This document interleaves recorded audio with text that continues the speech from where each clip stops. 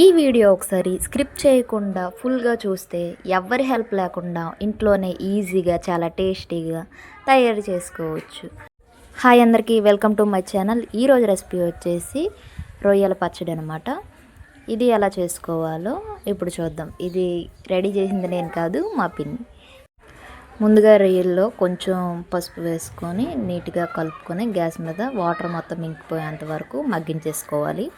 దాని తర్వాత ఇంకో ప్యాన్ తీసుకొని మిరియాలు, లవంగాలు, చెక్క, యాలకులు ఇవేనండి బిర్యానీలో వేసే సరుకులు అనమాట. కొన్ని వీటిని వేసుకొని కొంచెం వేడి చేసుకోవాలన్నమాట. అవి కొంచెం ఆయించుకొని వాటిని పక్కకు తీసేసుకోవాలి.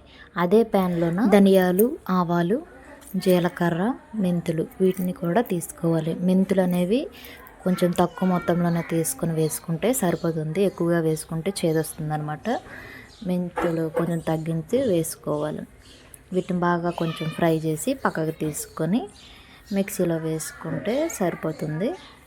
వీటిని మెత్తగా కొంచెం పురం ఉండేటట్టుగా చూసుకొని గ్రైండ్ చేసుకోవాలి.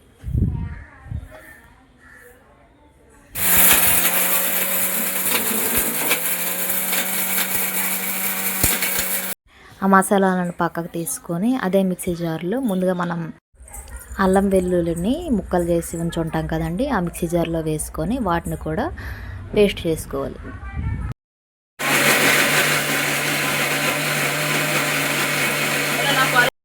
మళ్ళీ ప్యాన్ పెట్టుకొని కొంచెం హీట్ అయిన తర్వాత అందులోనే ఆయిల్ని వేసుకోవాలి. ఓన్లీ వేరుశనగ ఆయిల్ లేకుంటే నువ్వుల నూనె కానీ ఇవి రెండింటినే యూజ్ చేయాలన్నమాట. మనం ఏ పచ్చడి చేసుకున్నా సరే ఈ ఆయిల్ని యూజ్ చేసుకోవాలి.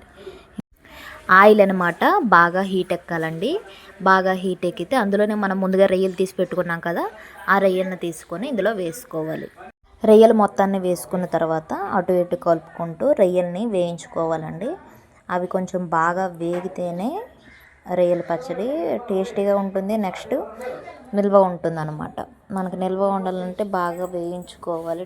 రొయ్యల్లో ఈ ఆయిల్ కొంచెం పొంగు నొరగొస్తుంది అనేసి రొయ్యల్ని బాగా వేగిన తర్వాత అవి సపరేట్గా తీసామండి మేము. ఇందులోనే కూడా వేసేసుకోవచ్చు. నేనైతే రొయ్యల్ని పక్కకు తీసేసుకున్నాము. రొయ్యలు పక్కకు తీసుకున్నాక అందులోనే ఫ్రెష్గా ఆడించిన అల్లం వెల్లుల్లి పేస్ట్ని వేసుకోవాలన్నమాట. ముందు ఆడించింది ఉంటే వేసుకోకూడదండి, ఎందుకంటే ఇది నిల్వ కొంచెం పెట్టుకుంటున్నాం కాబట్టి ఇందులోనే ఫ్రెష్గా దంచిన అల్లం వెల్లుల్లి పేస్ట్ని వేసుకుంటేనే మంచి వాసన వస్తుంది, ఎక్కువ రోజులు నిల్వ ఉంటుంది అనమాట. ఇంకా అల్లం వెల్లుల్లి పేస్ట్ సరిపడినంత వేసిన తర్వాత వాటిని పచ్చి వాసన పూర్తిగా పోయి మంచి స్మెల్ వచ్చేంత వరకు నీట్గా వేయించుకోవాలి. మళ్ళీ చెప్తున్నానండి, నిల్వ ఉండే అల్లం వెల్లుల్లి పేస్ట్ వేస్తే పచ్చడిది టేస్ట్ అనేది మారిపోతుంది అనమాట. ఇది గుర్తుపెట్టుకోండి. ఇంకా ఇది అల్లం వెల్లుల్లి పేస్ట్ వేగిన తర్వాత అందులోనే మనం ముందుగా రొయ్యలు తీసి పెట్టి ఉంచుకున్నాం కదండి, వాటిని కూడా వేసేసుకోవాలి. ఇంకే రొయ్యలు ఈ అల్లం వెల్లుల్లి పేస్ట్ కలిసేంత వరకు ఈ కొంచెం మసాలా దానికి పట్టేంత వరకు కొంచెం అలా వేయించుకోవాలన్నమాట ఆయిల్లోనే. ఆయిల్ అనేది సరిపోతే తర్వాత చూసుకొని మళ్ళీ వేసుకోవచ్చు అండి 2 days తర్వాత. ఇంక ఇది వేసుకున్నాక అందులోనే మనం ముందుగా గ్రైండ్ చేసి పెట్టుకున్నాం కదండి ఆ దినుసుల్ని, వాటిని అనమాట సరిపడినంత తీసుకొని వేసుకోవాలి.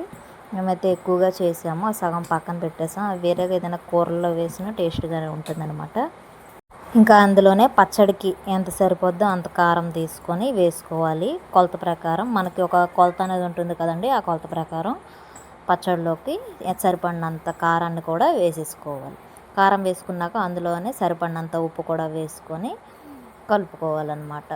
అంతేనండి. అవి కొంచెం అలా బాగా కొంచెం వేగిన తర్వాత కట్టేసుకుంటే సరిపోతుంది. పచ్చడి కొంచెం చల్లబడిన తర్వాత చివరిగా అందులోనే నిమ్మకాయ రసాన్ని వేసేసుకుంటే పచ్చడి రెడీ అయిపోతుంది. ఇప్పుడు మా పిన్ని వాయిస్ వస్తుంది, చూడండి. చివరిగా నిమ్మకాయ రసం వేసి కలిపితే రొయ్యల పచ్చడి రెడీ. ఒకసారి ట్రై చేసి చూడండి. సూపర్.